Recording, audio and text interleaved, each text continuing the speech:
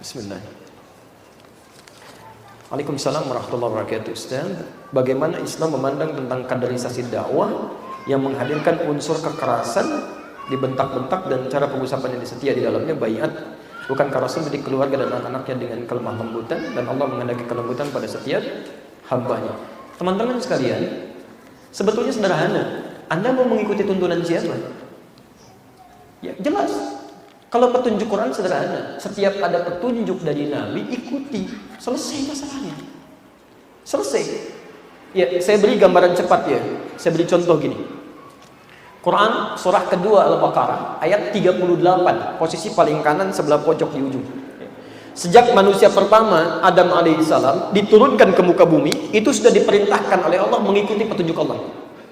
Lihat kalimatnya. Qulna biqu minha jami'an. Turun kalian semua, jalani kehidupan baru di muka bumi. Sejak Nabi Adam.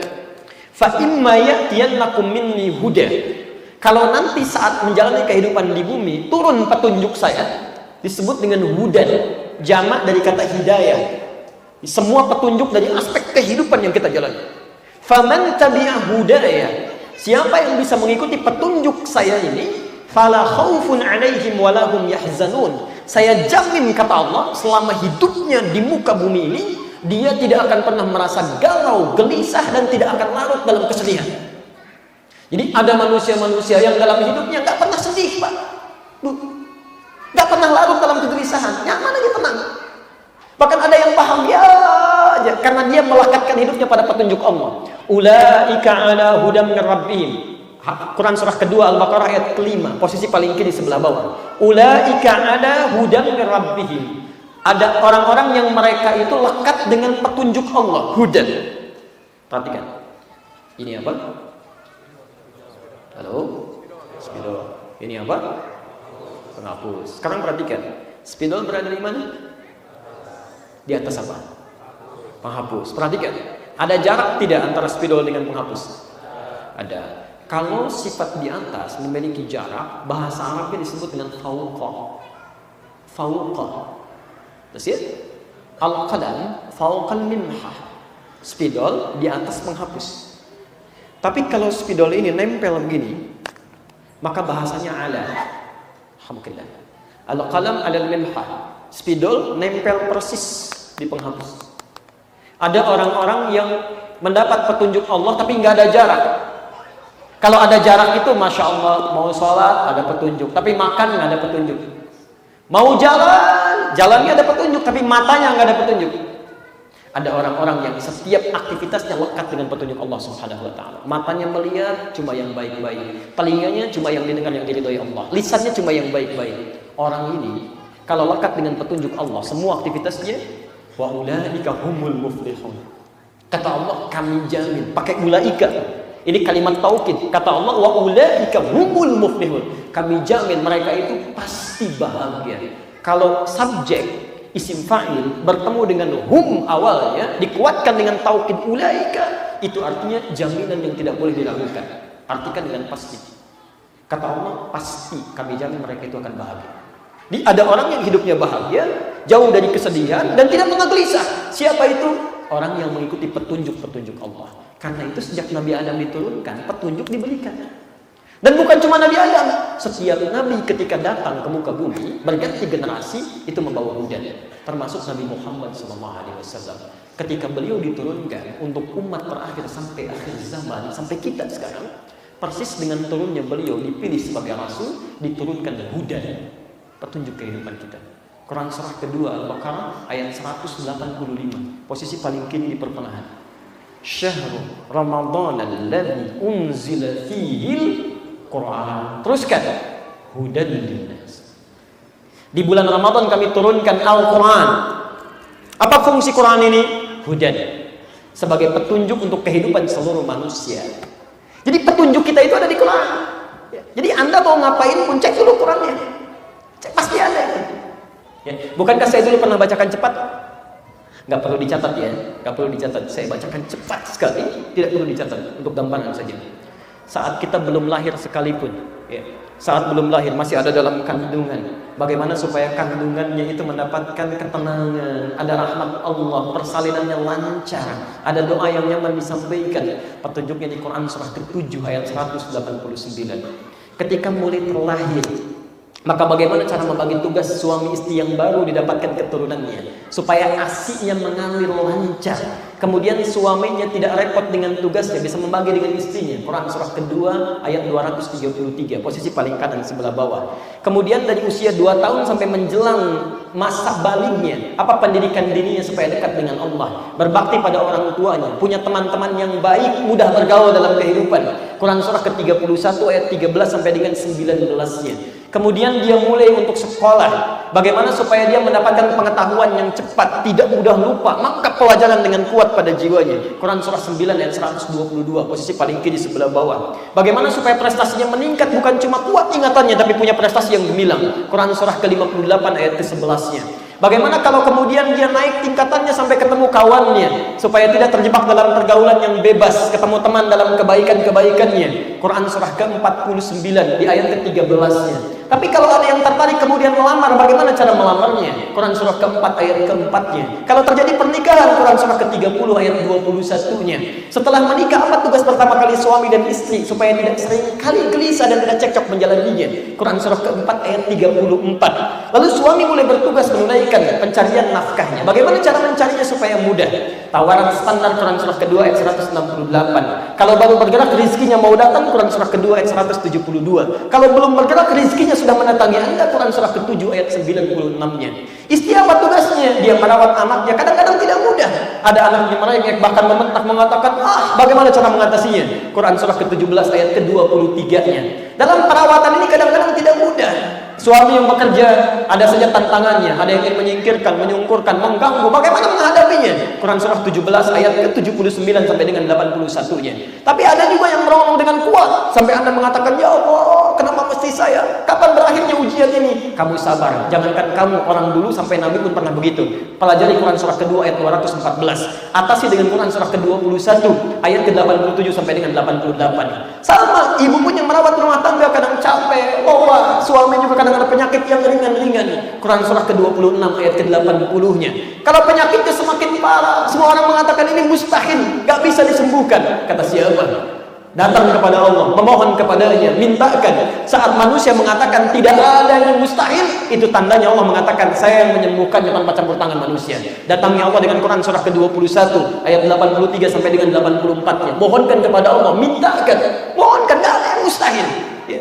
Ketika itu terjadi, Masya Allah, anugerah diberikan. Teman-teman sekalian mulai beranjak lagi. Ada orang-orang berumah tangga, belum mendapatkan keturunan. Bagaimana cara memohonnya? Jangankan Anda, Nabi Zakaria juga pernah begitu, tapi nggak pernah putus asa. Sampai rambutnya memutih, fisiknya sudah letih. Lihat Quran surah ke-19 ayat 3 sampai dengan ayat ke-15-nya. Dia Nabi, dia Rasul, tidak pernah putus asa dalam memohon kepada Allah. Kamu bukan Nabi, bukan Rasul, baru setahun 2 tahun sudah putus asa. Mintakan kepada Allah seperti Zakaria memintanya. Quran surah ketiga ayat 38 sampai dengan 39-nya. Anda sudah usia 40 tahun, sukses karirnya, nyaman, tenang. Masya Allah, masih ada orang tua. Bagaimana cara berbaktinya? Kata Allah tidak mungkin bisa membalasnya, tapi Anda bisa mengerjakan amalan di Quran surah ke-46 ayat ke-15-nya. Ya Allah, alhamdulillah, rezeki saya nyaman sekarang, materi cukup, rumah cukup luas, kendaraan cukup banyak. Bagaimana mensyukurinya? Quran surah ke-14 ayat ke-7-nya. Bagaimana bersabar dengan musibahnya? Ya Allah, Quran surah kedua ayat 155 sampai dengan 157. Ya Allah, hidup ini sudah nikmat, tapi saya semakin tua. Kira-kira apakah sementara atau abadi sifatnya? Kata Allah, tidak, kamu pasti akan meninggal. Pasti akan meninggal. Quran surah 3 ayat 185. Ya Allah, bagaimana cara meninggalnya? Kalau ingin tenang dengan panggilan yang nyaman, pelajari Quran surah 89 ayat ke-27 sampai dengan ayat 30-nya. Ya ayat Tuhan nafsul mutmainnah dan seterusnya. Tapi kalau kamu ingin sedikit menegangkan cara kematiannya sambil dipukulin malaikat, silahkan lihat Quran surah ke-8 ayat ke-50-nya. Ya Allah, bagaimana situasi di alam kubur supaya saya bisa siap-siap? Saya di dunia mempelajari malam pertama. Bagaimana malam pertama di alam kubur? Kalau kamu ingin nikmat, pelajari langsung Quran surah ketiga ayat 169 sampai 171 ya. Tapi kalau ingin sesuatu yang lebih menegangkan lagi sampai disiram dengan api neraka sampai dengan hari kiamat, silahkan pelajari Quran surah ke-40 ayat ke-45 sampai dengan 46 47-nya. Ya Allah, apakah setelah alam kubur selesai saya akan dibangkitkan atau diam begitu saja? Tidak. Kamu pasti akan dibangkitkan. Kalau amalan kamu banyak, amalan kamu luar biasa, saat dibangkitkan kamu bisa langsung melihat Allah Subhanahu wa taala tanpa hijab. Quran surah ke-75 ayat 22 sampai 23. Tapi kalau kamu luar biasa, banyak amal salahnya, jauh dari Allah, banyak ingkatnya, bahkan kamu bisa melihat neraka langsung tanpa hijab. Quran surah ke-18 ayat 100 sampai dengan 101. Ya Allah, masuk kemana saya di akhirat nanti? Siapkan aja. Kalau pengen ke surga, ada 4 pilihan. Surga bersama Rasulullah, ikuti petunjuknya. Tingkat surga paling tinggi, Quran surah ketiga ayat 31. Tingkat surga yang kedua, di taman surga, langsung diberikan Allah nikmatnya. Quran surah 51 ayat 15 sampai dengan 23-nya. Yang ketiga, surga seluas langit dan bumi. Amalannya di Quran surah ketiga ayat 133 sampai 134-nya. Sampai surga kelas ekonomi tapi nikmatnya luar biasa. Quran surah kedua ayat 25 itu. Neraka bagaimana ya Allah? Gak usah dipilih lah, nanti aja pelajari dan lihat kemudian. Teman-teman, Anda mau pilih yang mana? Semuanya ada. Termasuk kaderisasi tadi ada. Dan detailnya diberikan petunjuk oleh Nabi. Makanya ketika Nabi sampaikan pesan Qur'annya, langsung ambil. Quran surah 59 ayat ke-7. Wa ma atakumur rasulu fakhudhu. Setiap yang dibawa disampaikan oleh Nabi pada kita, cepat ambil. Dari yang paling kecil sampai yang paling besar, itu ada teladan di situ. Quran surah 33 ayat 21. Laqad kana lakum fi Rasulillahi uswatun hasanah. Nah, termasuk dalam pengkaderan pun itu ada petunjuknya dari Nabi. Bukankah Nabi ketika pertama kali diangkat jadi Rasul dikader dulu oleh Allah dengan kalimat-kalimat yang lembut? Quran surah ke-74 ayat 1 sampai dengan ayat 7 itu. Ya ayyuhal muddatsir. Hei orang-orang yang sedang berselimut. Quran surah ke-73 apa namanya? Quran surah 74 apa namanya? Apa artinya? Kenapa orang berselimut tapi katanya bisa dua? Satu al-muzambil, kedua al-mudaththir, dan diartikan sama, orang yang berselimut. Itu ada bedanya. Kalau al-muzambil itu dari kata zamana, zamil, teman yang dekat, yang memberikan ketenangan. Jadi biasanya selimut itu disebut dengan muzambil karena dia lekat dengan penggunanya dan memberikan ketenangan, kenyamanan. Saking tenangnya saat pakai selimut sampai-sampai nggak bisa bangun. Saking tenangnya gitu kan, saking nyaman. Makanya turun ayat meminta jangan sampai saking tenangnya Anda tidur lupa untuk menunaikan sholat malam. Ya ayyuhal muzammil qum bil-laili illa qalila. Hai orang yang tengah berselimut dengan santainya, coba dong bangun malam. Sudah siangnya sibuk dengan dunia, masa malamnya nggak ada waktu untuk Allah juga? Walaupun sebentar. Mudaththir itu beda. Disar itu punya dua arti. Pertama, arti langsung hakikat, sesuatu yang menyelimuti, yang memberikan ketenangan. Anda pernah kedinginan? Dingin? Lu diberikan selimut kan? Bukankah dengan selimut itu jadi tenang? Anda waktu kecil kalau sedang dicari-cari, kemudian ingin bersembunyi, larinya kemana? Selimut gitu kan? Nutup, berharap dapat perlindungan kan? Itu satu, itu disebut dengan disar. Atau yang kedua, sesuatu yang menyelimuti dalam pengertian majas, kiasan. Seperti orang yang diselimuti dengan pengetahuan. Sudah ada pengetahuan. Itu disar namanya. Hadis riwayat Al-Bukhari di kitab Sahih Al-Bukhari jilid yang pertama halaman ke-12 nomor hadis yang keempat posisi paling bawah sebelah kanan dari Jabir bin Abdullah. Saya kisahkan sebentar lalu saya akhiri di sini untuk pertanyaan yang pertama. Tenang aja, kita kan sampai jam 4 tadi ya. Baru sampai. Teman-teman, Nabi sebelum turun surat Al-Mudaththir itu oleh Allah diberikan pengkaderan dulu dalam bentuk pengetahuan. Turun wahyu pertama, Iqra. Bukannya pengetahuan dulu? Jadi sebelum diangkat menjadi Nabi dan Rasul, yang Allah berikan adalah, maaf, bukan aspek kekuatan. Bukan aspek kekekaran, kehebatan, kekuatan, bukan, tapi pengetahuan dulu. Jadi kalau Anda ingin mengkadar seseorang pun dalam aspek-aspek tertentu, yang perlu disampaikan bagaimana supaya pesan-pesan efektif masuk kepada orang itu dalam bentuk pengetahuan. Ada orang mau masuk kampus ini ingin mendidik anak jadi kuat atau jadi pintar. Masa orang mau masuk kampus, maaf ya, kampusnya misalnya jurusan matematika, yang dididik dilatih push up yang gak nyambung. Nggak nyambung. Ada orang mau masuk kampus misalnya, jurusannya, taruhlah misal, maaf ya, jurusan kita ambil jurusan komputer misalnya kan. Yang diandalkan apa? Bukankah kekuatan pengetahuan? Bukankah kekuatan tangan dalam mengetik dan sebagainya? Kenapa yang dilatih masalah fisiknya, push up-nya, larinya, macam-macam? Tidak. Jadi kalau Anda ingin melatih seseorang, kata Nabi, bahasa Qur'annya, sampaikan dulu pesan-pesan yang melahirkan pengetahuan efektif tentang apa yang akan dia pelajari. Ada orang ingin masuk ITB, kenalkan dengan hukum di ITB, hukumnya seperti ini, dosen-dosennya begini, kelasnya seperti ini, materi yang akan kita pelajari begini, SKS-nya seperti ini, seperti ini, mata pelajarannya begini, modulnya begini, siapkan dari sekarang. Itu yang diinginkan. Pelan-pelan. Setelah wahyu didapatkan, tiba-tiba Nabi naik lagi ke Gua Hira. Qadar Allah satu kali siang-siang, ketika di Gua Hira wahyu belum turun. Maka turun dari Gua Hira, tiba-tiba siang-siang di jalan ada yang manggil Muhammad. Dari kanan gak ada orang, kiri gak ada orang, depan belakang kosong. Tiba-tiba melihat ke langit, ada sosok kata Nabi berjubah putih, duduk seperti di antara langit dan bumi, duduk begini, rambutnya panjang. Gak usah Nabi lah ya, antum aja, Masya Allah. Pulang dari Allah di siang-siang jam 2, siapa namanya mas? Diki. Begitu keluar, Mas Diki. Siang-siang jam 2 tuh. Lirik kanan gak ada orang, kiri gak ada orang, depan belakang kosong. Begitu melihat ke atas, Masya Allah, rambut panjang, jubah putih, duduk begini, Mas Diki. Apa yang Anda lakukan? Lihat, kata Nabi, "Faru'ibtu minhu." Maka saya lari. Ro'ibtu itu rasa takut sampai bulu kuduknya naik. Nabi pun pernah takut, tapi tidak lama dalam ketakutan.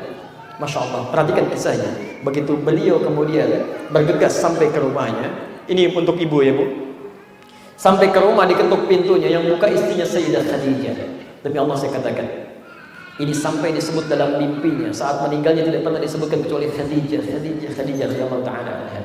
Begitu dibuka pintunya oleh Khadijah, melihat wajahnya itu hilang setengah persoalan ketakutannya. Melihat wajahnya saja.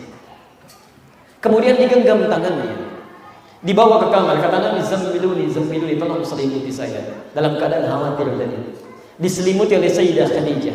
Keluar di lisannya, perhatikan, begitu keluar di lisannya satu kalimat-kalimat tertentu, tiba-tiba hilang seluruh ketakutan beliau. Jadi tenang. "Zawjukani, suamiku sayang, engkau itu orang baik, menyambung silaturahim, suka bantu orang, memaafkan kesalahan. Tidak ada yang akan mencelakai engkau. Yakinkan pada dirimu, saya akan selalu bersamamu dalam suka dan duka." Masya Allah. Saya akan selalu bersamamu dalam suka dan duka. Ini kalimat diingat betul oleh Nabi. Sampai saat wafatnya, Nabi menunjuk pada kuburannya mengatakan, "Demi Allah, engkau perempuan yang paling luar biasa. Saat orang lain masih ingkar, engkau perempuan pertama yang beriman kepada saya. Engkau orang yang melelahkan semua hartanya untuk kepentingan dakwah saya. Engkau orang yang paling peduli dengan kehidupan saya." Khadijah sampai disebut dalam mimpinya, padahal Aisyah ada di sampingnya. Khadijah. Kata Nabi, tidak ada perempuan penghulu surga kecuali 2 orang, Maryam binti Imran dan Khadijah binti Khuwailid. Kata Sayyidah Khadijah, yakinkan pada dirimu, saya akan bersamamu dalam suka dan duka. Demi Allah saya katakan, hilang semua ketakutan. Tenang.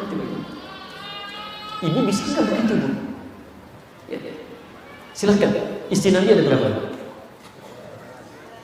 Lebih daripada 4. Yang menemani Nabi sampai wafatnya 9 orang. Ya, meninggal duluan 2 orang, terpisah 2 orang. Demi Allah saya katakan, kenapa? Nanti ada kajian dengan kami. Kalau nanti ada tayangannya yang bisa simak. Ternyata Nabi diperkenankan menikah dengan lebih daripada 4 perempuan. Karena ternyata semua perempuan yang pernah dinikahi oleh Nabi itu adalah miniatur karakter seluruh perempuan di muka bumi. Jadi semua karakter perempuan itu terwakili di istri Nabi SAW. Sebelum menikah dengan Nabi, ada yang dari paling perhitungan sampai yang paling cemburuan, Pak. Itu ada. Sebelum menikah dengan Nabi. Tapi setelah menikah dengan Nabi, cemburunya ada pada ibadah. Kalau sebulan Nabi bisa bangun malam, besok saya juga harus bisa. Perhitungannya sekarang pada ibadah. Kalau dulu uang belanja, sekarang tidak. Bagaimana satu kurma ini bisa menjadi ibadah? Ibu harus pandai-pandai melihat kira-kira ibu mirip siapa? Ada Khadijah, ada Aisyah, ada Maimunah, ada Ummi Kulthum. Ibu mirip yang mana? Coba cek. Pulang dari sini, ibu buka tuh. Pasti akan ketemu tuh, akan ketemu. Ibu pelajari dari situ bagaimana Nabi mendidik istrinya sesuai dengan karakter ibu dan jadi yang termulia di zamannya. Insya Allah. Ya, kalau jadi Khadijah, alhamdulillah besok cek begitu suami pulang dari kantor ada masalah, kalau melihat ibu saja sudah hilang setengah masalahnya ibu Khadijah, setengah Khadijah. Tapi kalau lihat ibu tiba-tiba masalah jadi bertambah, masya Allah. Nah itu maaf, seperempat aja tidak ya, ada persoalan. Nah, ketika sudah tenang tadilah turun kemudian Quran surah Al-Mudaththir. Ya ayyuhal mudaththir, hei orang yang sudah berselimut. Apa kaderisasi yang paling mudah ditemukan di sini? Pertama, perhatikan ya. Kaderisasi yang paling mudah, kata Quran, satu, berikan petunjuk pengetahuan dulu tentang apa yang akan dijalani di kemudian hari. Qum fa'anzir wa rabbaka fakabbir. Kemudian dekatkan diri orang ini dengan Allah Subhanahu wa taala. Kalau Anda muslim, wa thiyabaka fattaqir, perbaiki penampilan. Kalau tugasnya tugas dakwah, ini dalam konteks dakwah. Warluzza fahjur, latih retorika supaya bisa menyampaikan pada orang lain dalam konteks-konteks yang baik. Wala tamun tastakfir, kalau tenaga Anda digunakan di kemudian hari, jangan pernah memberikan sesuatu dengan pamrih, memberikan untuk mendapatkan yang lebih banyak. Apalagi para dai, para ustadz, para ulama, penceramah menyampaikan sesuatu hanya ingin mendapat imbalan yang lebih banyak. Hati-hati. Sekarang ini banyak dai terbagi pada 4 bagian seperti air. 1, ulama seperti air hujan. Kemana aja diturunkan. Dia datang ke tumbuhan yang mewah sampai ke akar rumput, datang kunjungi tanpa pamrih. Kedua, ulama mata air. Mata air itu nggak bisa datang, tapi orang-orang datang kepada orang ini. Dalam keadaan dia tidak sanggup untuk keluar pun orang masih datang menimba ilmu kepadanya. Ketiga, ulama air pam yang kalau nggak dibayar nggak keluar. Ini di masalah. Yang keempat, ulama air kotor. Ya, belum ceramah saja lisannya sudah tidak menyenangkan. Itu yang berbahaya. Nah teman-teman, jadi kami jawab untuk yang seperti ini, kaderisasi ya, kembali kepada kita. Anda mau mengikuti petunjuk Nabi dengan Al-Qurannya yang beliau bawa dan sunnahnya, atau hanya ingin menerapkan sesuatu yang hanya menjadi tradisi yang tidak ada banyak manfaatnya ya. Selanjutnya yang hukum dunia yang Anda pakai sesuai dengan ketentuan yang telah Allah tetapkan.